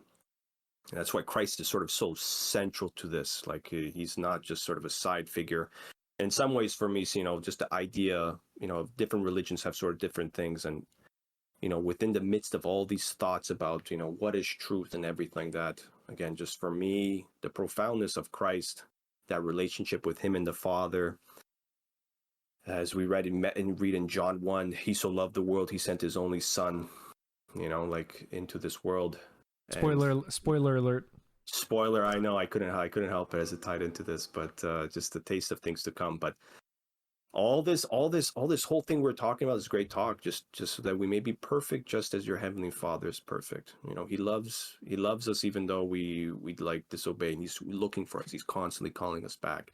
He's giving us that mercy. He's extending that mercy, even though we deserve he's extending that mercy. He's always, and he's teaching us, and all of the other stuff before that. It's kind of like etiquette, right? It's kind of like not etiquette. It's the way we are to conduct ourselves. Okay, I wish to be perfect like the Lord. Okay, how do I conduct myself? Don't call people, don't call people stupid. Do not lust after women. Do this, and this can be expanded on forever in many ways, but I think it's a nice for me. I love just how it ended. So be perfect, just as your heavenly Father is perfect. What a message to leave his disciples there, right? Like imagine just all they're hearing all this, and then you get this last point here. It's like, wow, okay, this is what we're called for. This is what we're called for. This is who we need to show the world. This is who we need to be for the world, for our families, when we're at work, when we're at wherever we are. This is who we're called to be. And we have lots of opportunities to practice that. So. Yeah, so beautiful. I'll expand on that in a second here, but first, before we conclude here, I just want to bring up Matthew 5:45. So I'll read it out for you. So I'll read 44 and 45 because they kind of go hand in hand. So actually, I'll start from 43. So you have heard that it was said, you shall love your neighbor and hate your enemy. So yeah, I just realized you just said it, but I'll just go through it again. But I say to you, love your enemies and pray for those who persecute you. And what I wanted to say, 5:45, that you may be children of your heavenly Father, for he makes his sun rise on the bad and the good, and causes rain to fall on the just and the unjust. So, dude, I love this one because it just shows the benevolence and the, importance and the greatness of God, right? It's just, no matter what, at the end of the day, we're all humans, dude. We're just all humans, and whether someone's, good or bad, like I said here, they go to the bathroom the same way I go to the bathroom. You know what I mean? That's it, man. It's so true, though. You know what I mean? And the fact that it's written here is just, it's so big, and it's just this testament to the whole that is God, right? So and just to end on that note, so 5:45. So be perfect, just as your heavenly Father is perfect. So you said it beautifully, and I just want to reiterate, be perfect. He wants us to be perfect. He wants us, to become saints. He wants us to be perfect, and not, like you said, not to hate. He wants us to pray for people and actually mean it, whether that be, like you said, a friend, a family, a loved one, a stranger, and even your enemy, right? Pray for them and actually mean it, right? Because hate is a never-ending cycle, just as love can also be a never-ending cycle. Yeah, and the place love is for heaven, and hate is is reserved for hell. And that's kind of a bleak way to look at it, but this is where the paths go. It's this love is in this where the Lord is, and the hate is the perpetual hate that rests in hell. This is all people will be doing there, just hating. So just don't go there. Don't even choose that. You have this path. It's beautiful. I don't know why anyone wouldn't want that. It's maybe kind of scary or intimidating, but for those who are listening, think about this. This isn't. This is a lovely message. I was going to even say there's no, you are all called for this. This is what we were all called for. So take it and go. That's right. All right. Cool. So on that note, it was a great episode, and I'm looking forward to next week for Matthew 6. So so on that note, did you have anything else to add, or? No, I just as always, like, subscribe, share whoever you want to share this with. We hope that this is fruitful for anyone listening. If you think someone can benefit it from this sort of info, this discussion, please share. And we'll try and kind of keep you guys engaged as time goes on. But for now, just sit back, relax, listen, and hopefully may Christ move you as he moves us, right? That's what we want to show, and that's what we want to give to y'all. Amen, dude. Cool. All right. right. So that being said, much love to you all and peace be with you. God bless everyone. Take care.